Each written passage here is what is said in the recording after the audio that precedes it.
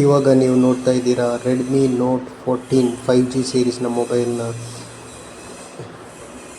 ನೋಡ್ತಾ ಇದ್ದೀರಾ. ಇದರಲ್ಲಿ ನಾನು ಆ್ಯಕ್ಚುಲಿ ಫಸ್ಟ್ ಟೈಮ್ ನಾನು ರೆಡ್ಮಿ ನೋಟ್ ರೆಡ್ಮಿಯಲ್ಲಿ ಫಸ್ಟ್ ಟೈಮ್ ನಾನು ಯೂಸ್ ಮಾಡೋದು.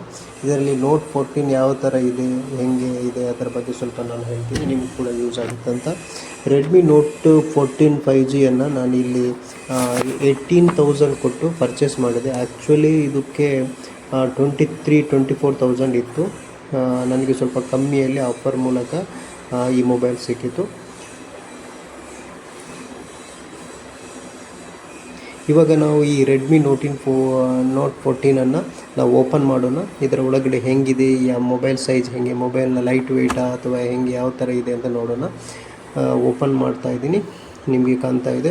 ಇದರಲ್ಲಿ ನಾರ್ಮಲ್ ಆಗಿ ಎಲ್ಲ ಮೊಬೈಲಲ್ಲಿ ಸಿಗುವ ಹಾಗೆ ಒಂದು ಸಿಮ್ ಇಜೆಕ್ಟರ್ ಕೊಟ್ಟಿರ್ತಾರೆ, ನಾರ್ಮಲ್ ಟೈಪ್ ಇದ್ದು. ನಾನಿಲ್ಲಿ 2 ಸಿಮ್ ಇಜೆಕ್ಟರ್ನ ಹಾಕಿದ್ದೀನಿ. ಈಗ ನೀವು ನೋಡ್ತಾ ಇದ್ದೀರಲ್ಲ, ಆ ಸಿಮ್ ಇಜೆಕ್ಟರ್ ಈ ಮೊಬೈಲಲ್ಲಿ ಸಿಕ್ಕಿರುವಂಥದ್ದು. ಆಮೇಲೆ ನಾರ್ಮಲ್ ಆಗಿ ಈ ಬಾಕ್ಸ್ನ ಓಪನ್ ಮಾಡಿದಾಗ ನನಗೆ ಮೊಬೈಲ್ ಸಿಗುತ್ತೆ. ಈ ಮೊಬೈಲ್ ಒಳಗಡೆ ಮೊಬೈಲ್ಗೆ ಕವರ್ ಕೂಡ ಕೊಟ್ಟಿರ್ತಾರೆ, ಮತ್ತು ನಾರ್ಮಲ್ ಆಗಿ ಇದರ ಮೊಬೈಲ್ ಆಪರೇಟಿಂಗ್ ಮಾಡೋದು ಹೇಗೆ ಅಂತ, ಬಟ್ ಯಾರು ಕೂಡ ಓದಲ್ಲ. ಅದರ ಒಳಗಡೆ ಮೊಬೈಲ್ನ ಇನ್ಫಾರ್ಮೇಷನ್ ಹೇಗೆ, ಚಾರ್ಜ್ ಹೆಂಗೆ ಹಾಕೋದು, ಯಾವ ಥರ ಎಲ್ಲನೂ ಆಪರೇಟಿಂಗ್ ಪ್ರೊಸೀಜರ್ ಅದರ ಒಳಗಡೆ ಇದೆ. ನೆಕ್ಸ್ಟ್ ಮೊಬೈಲ್ನ ಒಂದು ಮೈಕ್ರೋ ಇದರ ಮೇಲೆ ಪ್ಲಾಸ್ಟಿಕ್ ಪೇಪರಲ್ಲಿ ಒಳಗಡೆ ಇನ್ಸರ್ಟ್ ಮಾಡಿರ್ತಾರೆ ಮೊಬೈಲ್ನ. ಆಮೇಲೆ ಅದನ್ನು ಜಸ್ಟಾಗಿ ಓಪನ್ ಮಾಡಿದರೆ ನಮಗೆ ಮೊಬೈಲ್ ಬರುತ್ತೆ. ಅದರಲ್ಲಿ ಮತ್ತೊಂದು ಮೊಬೈಲ್ಗೆ ಬ್ಯಾಕ್ ಪಾಚ್ ಇರುತ್ತೆ. ಮೊಬೈಲ್ ಆಲ್ಮೋಸ್ಟ್ ನಾನು ಓಪನ್ ಮಾಡಿದ್ದೀನಿ, ಸ್ವಿಚ್ ಆನ್ ಮಾಡಿ ನೋಡಿದ್ದೀನಿ. ಇದು ವೈಟ್ ಕಲರ್, ಬ್ಲ್ಯಾಕ್ ಕಲರ್ ಬೇಕಿತ್ತು, ಬಟ್ ಬ್ಲ್ಯಾಕ್ ಕಲರ್ ಇದ್ದಿಲ್ಲ. ಅದಕ್ಕೋಸ್ಕರ ಈ ವೈಟ್ ಕಲರಲ್ಲಿ ನಾನು ತಗೊಂಡಿದ್ದೇನೆ. ಮೊಬೈಲ್ ತುಂಬ ಲೈಟ್ ವೆಯ್ಟ್ ಆಗಿದೆ, ಮತ್ತು ನೋಡೋಕ್ಕೆ ಮತ್ತು ಹಿಡಿಯೋಕ್ಕೆ ಗ್ರಿಪ್ ಎಲ್ಲ ಓಕೆ ಈ ರೇಂಜಿಗೆ, 18,000ಗೆ. ಇವಾಗ ನಾನು ನಿಮಗೆ ಇಲ್ಲಿ ಬ್ಲ್ಯಾಕ್ ಕವರ್ನ back cover, mobile back cover ನೋಡ್ತಾ ಇದ್ದೀರಿ ನೀವು. ಆಮೇಲೆ ಈ ಮೊಬೈಲ್ನಲ್ಲಿ ಬ್ಯಾಕ್ ಕವರ್ ಹಾಕಿದ ತಕ್ಷಣ ಗ್ರಿಪ್ ಎಲ್ಲ ಓಕೆ ಇದೆ,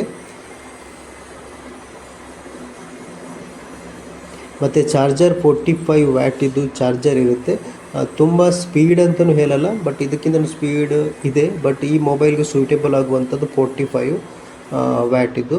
ಈ 45 ವ್ಯಾಟಲ್ಲಿ ನಾನು ಚಾರ್ಜ್ ಮಾಡಿ ಹಾಕಿದ್ದೇನೆ, ಬಟ್ ಇದು ಕೂಡ ಫಾಸ್ಟಾಗಿ 30 ಮಿನಿಟ್ಸಲ್ಲಿ ಓಕೆ, 30-45 1 ಅವರ್ ಒಳಗಡೆ ನಿಮಗೆ ಚಾರ್ಜ್ ತುಂಬ ಫಾಸ್ಟಾಗಿ ಆಗುತ್ತೆ. ಈಗ ನಾವು ಈ ಮೊಬೈಲನ್ನು ಆನ್ ಮಾಡಿ ತೋರಿಸ್ತೀನಿ ನಿಮಗೆ ಹೆಂಗಿದೆ ಅಂತ ನೋಡಿ. MI ಅಂತ ಲೋಗೋದಲ್ಲಿ ಓಪನ್ ಆಗ್ತಾ ಇದೆ, MI.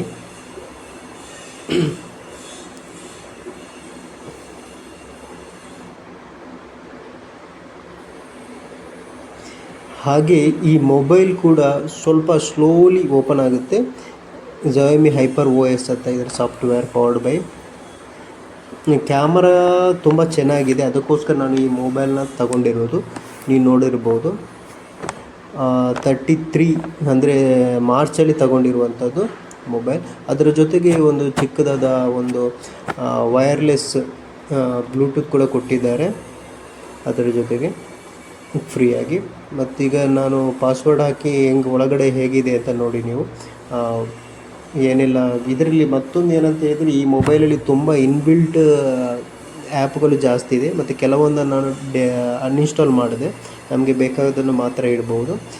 ಟೋಟಲಾಗಿ ನಾನು ಹೇಳೋದಾದರೆ ಈ ಮೊಬೈಲು ಕೊಡುವ ಅಮೌಂಟಿಗೆ ರೇಂಜಿಗೆ ಇದು ಸ್ವಲ್ಪ ತಕ್ಕ ಮಟ್ಟಿಗೆ ಒಳ್ಳೆಯದು ಅಂತ ಹೇಳ್ಬೋದು. ರೆಡ್ಮಿ ಅವರದು ಕ್ಯಾಮರಾ ಫೀಚರ್ಸ್ ಇರ್ಬೋದು, ಕಾಲ್ ಮಾಡುವಂಥದ್ದು, ಕೆಲವು ಗೇಮಿಂಗ್ಗೆ ನಾರ್ಮಲಾಗಿ ಗೇಮ್ ಕೂಡ ಆಡ್ಬೋದು ಈ ಮೊಬೈಲಲ್ಲಿ. ಅದಕ್ಕೋಸ್ಕರ ಈ ಮೊಬೈಲ್ ಓಕೆ ಅಂತಲೂ ಹೇಳ್ಬೋದು. ಮತ್ತು ಅಪ್ಡೇಟ್ ಕೂಡ 3 ಇಯರ್ಸ್ ತನಕ ಅಪ್ಡೇಟ್ ಕೂಡ ಇದೆ ಎಲ್ಲ. ಈ ಮೊಬೈಲ್ನ ನಾರ್ಮಲ್ ಲುಕ್ಕು ಕೂಡ ಚೆನ್ನಾಗಿದೆ, ಬ್ಯಾಕಲ್ಲಿ ಗ್ರಿಪ್ಪು ಕೂಡ ಚೆನ್ನಾಗಿರುತ್ತೆ. ಕ್ಯಾಮರಾ ರಿಲೇಟೆಡ್ ಕೂಡ ಸರ್ವಿಸ್ ಎಲ್ಲ ಚೆನ್ನಾಗಿದೆ. ಫ್ರಂಟ್ ಕ್ಯಾಮರಾ ಕೂಡ ಚೆನ್ನಾಗಿದೆ. ವಿಡಿಯೋ ಕೂಡ ನಾನು ಮಾಡಿದ್ದೇನೆ. ಈ ಮೊಬೈಲಲ್ಲಿ ವಿಡಿಯೋ ಕೂಡ ಕ್ಲಾರಿಟಿ ಚೆನ್ನಾಗಿದೆ, ಒಂದು ತಕ್ಕ ಮಟ್ಟಿಗೆ ಚೆನ್ನಾಗಿದೆ ಇದರ ಅಮೌಂಟ್ ಪ್ರಕಾರ. ಐಫೋನ್ ಅದಕ್ಕೇನು ಕಂಪೇರ್ ಮಾಡೋಕ್ಕೆ ನಾನು ಹೋಗಲ್ಲ. ಬಟ್ ಅಥವಾ ಡಿ ಎಸ್ ಎಲ್ ಆರ್ಗೂ ಕೂಡ ನಾನು ಕಂಪೇರ್ ಮಾಡೋಕ್ಕೆ ಹೋಗಲ್ಲ. ಯಾಕಂದರೆ ಡಿ ಎಸ್ ಎಲ್ ಆರ್ನ ವೀಡಿಯೋನೇ ಬೇರೆ ಇರುತ್ತೆ. ಮೊಬೈಲ್ ವೀಡಿಯೋ ಯಾವುದೇ ಐಫೋನ್ ತಗೊಂಡ್ರೂ ಕೂಡ ಡಿ ಎಸ್ ಎಲ್ ಆರಲ್ಲಿ ಮಾಡತಕ್ಕಂಥ ವೀಡಿಯೋ ಅಷ್ಟು ಕ್ಲಾರಿಟಿ ಮೊಬೈಲ್ಗಳಲ್ಲಿ ಬರಲ್ಲ. ನಾನು ಉಪಯೋಗಿಸಿದ ಡಿ ಎಸ್ ಎಲ್ ಆರಲ್ಲಿ ನನ್ನ ಎಕ್ಸ್ಪೀರಿಯನ್ಸ್ನ ಪ್ರಕಾರ ನಾನು ಹೇಳಿರುವಂಥದ್ದು.